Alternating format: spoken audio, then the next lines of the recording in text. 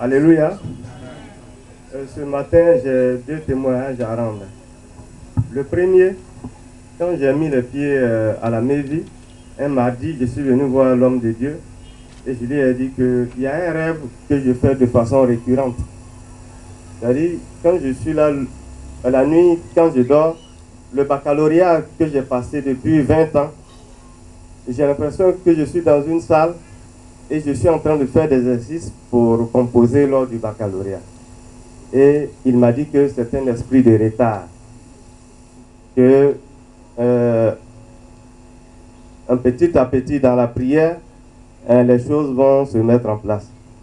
Et cet esprit de retard, je l'ai constaté même au niveau professionnel. J'étais dans une première entreprise où je suis classé dans la catégorie des agents de maîtrise. Mais quand l'agent de liaison n'est pas là, on est plus de 30 agents de maîtrise, mais c'est moi que le responsable choisit pour venir faire la liaison. Alors que les autres ne sont pas plus compétents que moi ou plus diplômés que moi. On revient encore dans une autre entreprise, c'est la même chose qui se passe. Alors, je me demandais, mais pourquoi c'est moi qu'on choisit à tout moment? Donc, et j'ai participé au savon prophétique. 3 jours après le savon prophétique, j'arrive en entreprise, on me dit la directrice des opérations est venue, elle a tenu une réunion et qu'elle dit que désormais, que ce soit moi ou celui qui fait la liaison, on ne doit plus toucher à des dossiers. Ils ont dit à celui qui fait la liaison que toi tu es affecté à l'équipe de restitution des titres de transport, là où on donne les permis, les cartes grises des usagers. Et moi de rester à l'ordinateur comme analyste où m'ont saisi les dossiers des usagers. Que de ne plus jamais faire la liaison. Alors, j'étais chose étonnée et je me demandais, mais qui allait faire la liaison maintenant?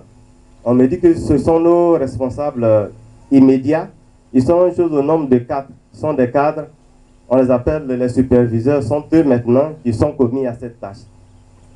Ah, là, j'étais très étonné. Et je me suis dit que Dieu venait là de me libérer de l'esprit de servitude. J'ai un deuxième témoignage. Et depuis près de 3 ans, on a dit à notre directeur général de nous augmenter. Mais bon, il a dit que vraiment ce n'était pas possible.